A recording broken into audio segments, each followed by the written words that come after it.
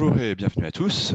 Aujourd'hui dans la brève neuronale, je vais vous présenter un état des lieux de l'utilisation du cannabidiol dans l'épilepsie. Le cannabidiol, c'est une molécule qui a attiré l'attention à la fois du grand public et de la communauté médicale ces dernières années, et notamment dans le domaine de l'épilepsie. Il y a pas mal d'études sur des différentes indications qui ont été publiées.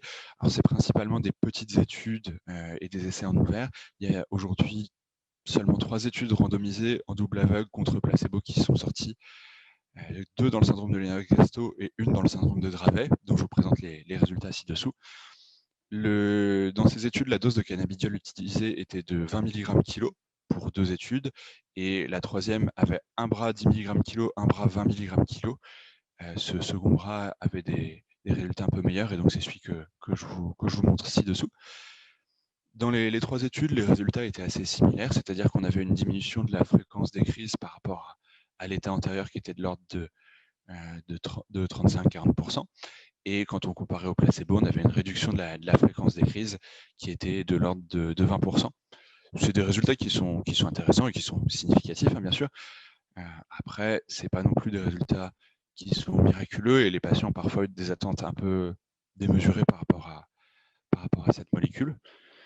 La tolérance est également relativement bien connue aujourd'hui. Ce n'est pas une molécule qui est dénuée d'effets secondaires. C'est un traitement qui va pouvoir entraîner principalement une somnolence, des troubles digestifs, diarrhée, nausées, vomissements, une diminution de l'appétit, et qui peut également entraîner des réactions hyperthermiques.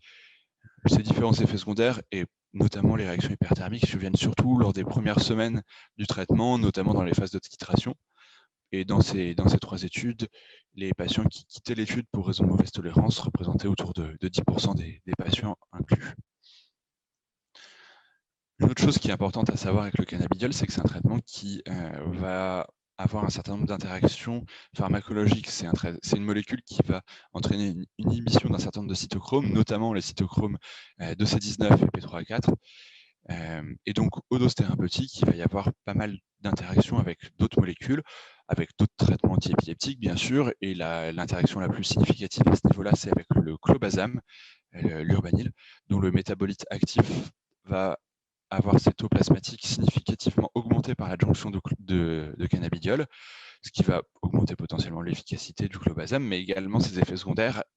En premier lieu, la somnolence qui va s'ajouter à la somnolence induite par le cannabidiol directement.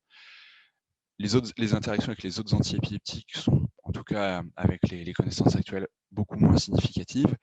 Par contre, il y a des interactions avec d'autres traitements, et ainsi, dans des cohortes de patients qui avaient un traitement par everolimus ou sirolimus, qui sont des patients principalement avec des scléroses tubéreuses de Bourneville, il a pu avoir été constaté des augmentations de 2 à 3 fois des taux plasmatiques de ces molécules par rapport à l'état antérieur.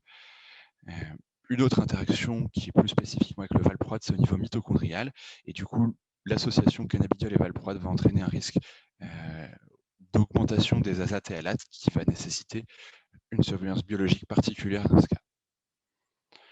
Où en est-on aujourd'hui de l'utilisation du cannabidiol en France? Alors, il est possible de le prescrire en ATU sous le nom commercial Epidiolex dans 2 indications, le syndrome de Lennox-Gastaut et le syndrome de Dravet, en adjonction à un traitement antiépileptique incluant du clobazam.